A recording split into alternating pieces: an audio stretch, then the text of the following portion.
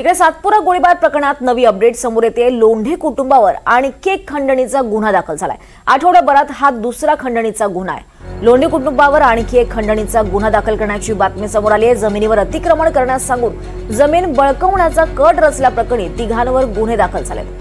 पुढचा तपास सातपूर पोलीस ठाण्याअंतर्गत सध्या सुरू आहे।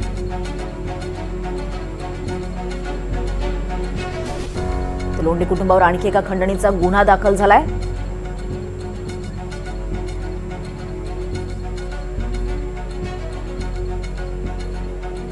सातपुरा गोळीबार प्रकरणात ही नवी अपडेट आहे। आठवड्याभरात दुसरा खंडणीचा गुन्हा लोंढे कुटुंबावर दाखल करण्यात आलाय। लोंढे कुटुंबावर आणखी एका खंडणीचा गुन्हा हा दाखल झालाय आणि आठवड्याभरातला हा दुसरा गुन्हा आहे। सध्या पुढचा तपास हा पोलीस ठाण्याअंतर्गत सुरू असल्याचं कळत आहे। जमिनीवर अतिक्रमण करण्याला सांगून जमीन बळकावण्याचा कट रचल्याप्रकरणी आता तिघांवर गुन्हे दाखल आहेत आणि आठवड्याभरातला हा दुसरा गुन्हा आहे।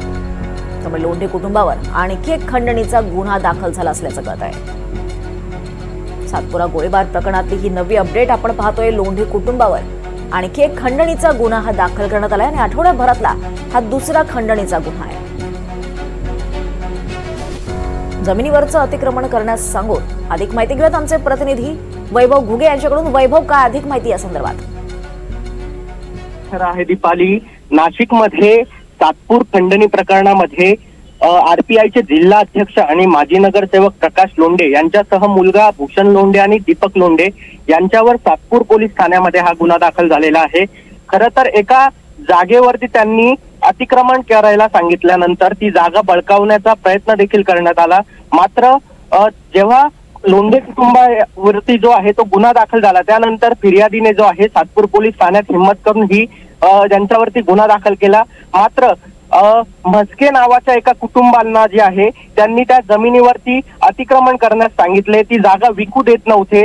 मात्र काही दिवसानंतर जे आहे हे प्रकरण बाहेर पडलं आणि सातपूर पोलीस ठाण्यात जो आहे तो गुन्हा दाखल झाला। 3 कोटी अशी या जमिनीची एकूण किंमत सांगितली जाते आहे।